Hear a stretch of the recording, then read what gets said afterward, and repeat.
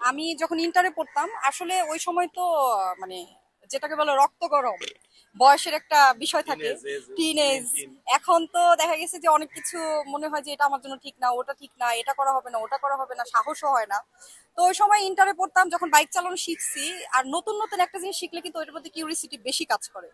তো তখন হচ্ছে আমার মনে আছে যে যখন আমি শিখছি তখন শুরুর দিকে ভার্সিটি এরিয়াতে টুকটাক আমি বাইক চালাইতাম। বাট আমার লং টাইম মানে লং ডিস্টেন্সে যেটা চালানো সেটা হচ্ছে আমি উত্তরা উত্তরা গেছি আসছি। আর ঢাকার মধ্যে তো উত্তরা যাওয়া আসা মানে তো জ্যামের মধ্যেই আসা যাওয়া করা, আর ঢাকার মধ্যে ভার্সিটি টার্সিটি মানে এই তখন তো হাতিঝিলের ইয়েটা ছিল না, মানে এই এরিয়াগুলোতেই আসলে বাইক চালানো হতো। লেডি বাইকাররা খুবই ভাইরাল, লেডি বাইকার অনেক ইচ্ছে ছিল হ্যাঁ, তোমরা কখনো?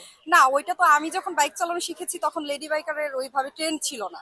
আমি জাস্ট হচ্ছে আমার শিখার ইচ্ছেটা বেশি, আমি শিখে রেখেছি, হয়তো কখনো কাজে দিবে। বাট ওই সময় যদি লেডি বাইকারদের একটা ট্রেন্ড থাকতো মনে হয় আমিও লেডি বাইকারই হয়ে যেতাম ইন্সপিরেশনে।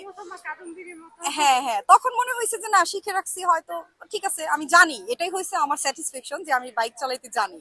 কিন্তু যদি ওই সময় ওই ট্রেন্ডটা থাকতো যে না লেডি বাইকার অনেকে আছে, হয়তো আমি আজকে লেডি বাইকার থাকতাম। আপুর কখনো ইচ্ছে হয় নাই যে সড়ক পথ চালাতে পারি, উড়োজাহাজ জাহাজ যদি চালাতে পারতাম? ও মা, উড়োজাহাজ!